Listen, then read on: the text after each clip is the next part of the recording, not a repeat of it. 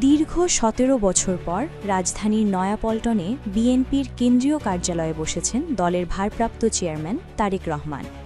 সোমবার বিকেলে ২৯ ডিসেম্বর কেন্দ্রীয় কার্যালয়ে পৌঁছালে দলের সিনিয়র যুগ্ম মহাসচিব রুহুল কবির রিজভী ও কোষাধ্যক্ষ এম রশিদুজ্জামান মিল্লাত ফুল দিয়ে ভারপ্রাপ্ত চেয়ারম্যানকে অভ্যর্থনা জানান।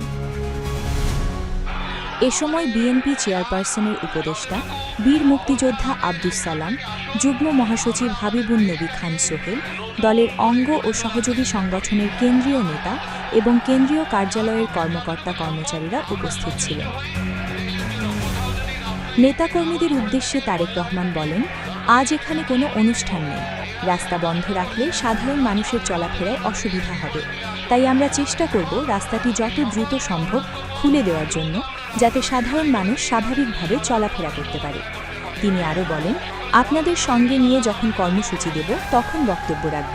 সবাই দোয়া করবেন। আমিও দোয়া করি যে সবাই সুস্থ ও ভালো থাকেন।